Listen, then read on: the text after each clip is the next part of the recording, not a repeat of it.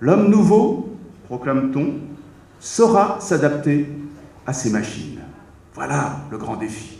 Être capable de s'adapter à ces machines, quitte à devenir méconnaissable et à abdiquer son humanité.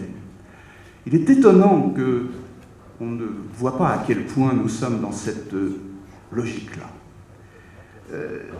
Francis Galton, vous connaissez peut-être ce nom, c'était un biologiste de la fin du XIXe siècle, c'était le neveu, ou le cousin, pardon, de Darwin.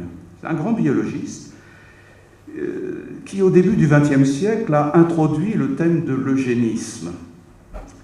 Il attendait de la biologie qu'elle donne les moyens d'améliorer l'espèce humaine. Il disait, la biologie, c'est fait pour améliorer l'espèce humaine. Mais pourquoi améliorer l'espèce humaine? Bien, il disait, il faut améliorer l'espèce humaine de façon à ce qu'elle soit à la hauteur de ces machines. Déjà, au début du XXe siècle, on s'inquiétait de découvrir que le maillon faible d'une usine, on l'a dit tout à l'heure, c'était l'homme. Et si on veut supprimer ce maillon faible, il faut machiniser l'homme. Toute la problématique du travail manufacturé et industrialisé tourne autour de cela. C'est cela, l'eugénisme revendiqué au début du XXe siècle et repris aujourd'hui. On parle aujourd'hui d'eugénisme libéral. L'eugénisme a eu une mauvaise presse après la Seconde Guerre mondiale et pour de bonnes raisons. Mais aujourd'hui, cet eugénisme, il revient doucement, il est soft, mais il nous entoure. Et c'est lui qui définit l'idéal imposé par la société technologisée. La société technologisée ne va pas pouvoir encore longtemps se satisfaire d'hommes imparfaits. Donc il va falloir améliorer l'espèce, eugénisme. Ce qui est étonnant aussi, c'est que ce que nous vivons aujourd'hui, c'est ce qui avait été proclamé à grand renfort de poésie, poésie manifeste, par le futurisme italien dans les années 1920. Marinetti, qui était le fer de lance de ce futurisme italien, il avait un discours tout simple. Il disait, regardez la sidérurgie, elle fait des progrès considérables. Eh bien, cette sidérurgie, il faudrait l'insérer de plus en plus dans nos corps, dans nos anatomies, faire en sorte qu'il y ait toujours davantage de sidérurgie dans les corps, parce qu'il faut pouvoir réaliser l'homme d'acier. L'homme d'acier, l'homme inoxydable, l'homme impérissable, qui nous débarrasserait de la nature, c'est-à-dire ce qui nous est donné, ce qu'on n'a pas choisi, qui nous débarrasserait de la femme, symbole de la nature, qui nous impose cette passivité de la naissance. Marinetti disait cela haut et fort. Et celui qui l'a le mieux entendu à l'époque, c'est Mussolini. Et tout le thème du fascisme italien reposait sur ce fantasme de l'homme d'acier. Ça n'est donc pas tout récent, tout cela. Mais nous prenons conscience aujourd'hui des moyens dont nous disposons pour le réaliser. Voilà toute la différence. On était encore dans le fantasme, on était encore dans la prospective. Aujourd'hui, on a de plus en plus de clés pour réaliser ces fantasmes. L'amélioration de l'homme par les technologies est d'abord devenue un programme explicite, alors qu'elle n'était jadis qu'une vision plus ou moins associée à Frankenstein. En 1956, quelques années avant l'anniversaire que nous célébrons, un philosophe, Gunther Anders, le disait déjà. Il disait ceci, c'était dans le contexte de la conquête de l'espace, ce qu'on mettait en place pour la conquête de l'espace. Il disait « Nous courons après nos machines et nous déplorons de plus en plus l'impuissance qui est la nôtre par rapport à elles. Nous éprouvons même une insupportable honte à l'égard des machines. » Et cette honte, il l'appelait la honte prométhéenne.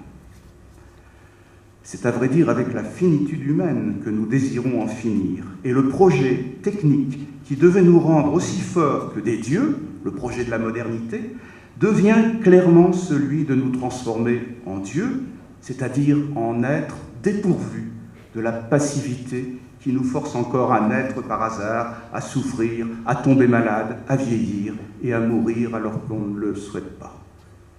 Les technologies nouvelles qu'on a regroupées donc sous l'appellation de convergence NBIC, eh bien, ces technologies déclarent explicitement vouloir inventer l'au-delà de l'humain.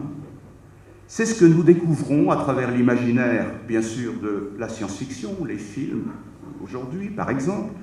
C'est ce que nous découvrons aussi en rupture par rapport au prométhéisme de la modernité qui glorifiait encore l'humain.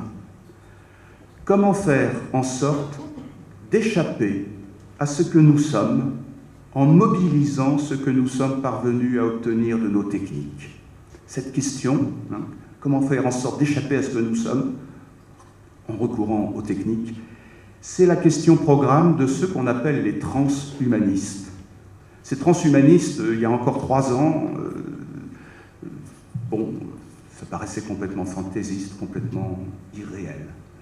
Eh bien, ces transhumanistes, en 3 ans, se sont développés considérablement aux États-Unis, dans un certain nombre au Royaume-Uni, en France, l'association transhumaniste existe aussi. Et ces transhumanistes, eh bien, pondent régulièrement des manifestes, et des manifestes qui paraissent finalement assez sereins, assez bienveillants, qui nous promettent donc la réalisation du bonheur, poursuivi depuis toujours par l'humanité grâce aux techniques. Donc ces transhumanistes apparaissent comme des hyper-humanistes en quelque sorte. D'ailleurs, ils s'appellent de plus en plus H+, humanisme plus. Quand on les regarde d'un peu près, on s'aperçoit que le fond même de leur idéologie, c'est une profonde intolérance à ce qu'il y a d'humain en nous. Ils veulent se servir des technologies pour pouvoir chasser ce qu'il y a de plus humain en nous. La cyborgisation. La cyborgisation est présentée comme la formule de transition vers la réalisation de la fusion de l'homme avec la machine. En un premier temps, donc, on va intégrer de plus en plus d'électronique dans nos anatomies. On le fait déjà, le porteur de pacemaker est un cyborg, qu'il le veuille ou non. Eh bien, on va le faire de plus en plus, on va inventer des implants électroniques, on les a déjà pour pouvoir remédier aux neurones qui disparaissent chez le Parkinson, etc. Et puis ces implants électroniques, on va les équiper d'ondes électromagnétiques, d'émetteurs, de récepteurs, etc. Tout cela va nous conduire progressivement à faire la transition de l'homme que nous sommes, de la femme que nous sommes aujourd'hui, vers un homme ou une femme fusionnant de plus en plus avec la machine. Et puis on ira beaucoup plus loin. On ira beaucoup plus loin. Et les promesses hyperboliques, on appelle ça le discours hype, vous savez, comme hyperbolie. Ce discours hype, il est de plus en plus tenu par certains laboratoires scientifiques, certains industriels. Eh bien, ce discours hype, tenu par des technoprophètes, des gens qui prophétisent tout cela, ont fait franchir à l'homme un palier où la question de sa réinvention devient beaucoup plus que la question de son augmentation, mais devient la question de sa relève. Une argumentation empruntée à l'évolutionnisme darwinien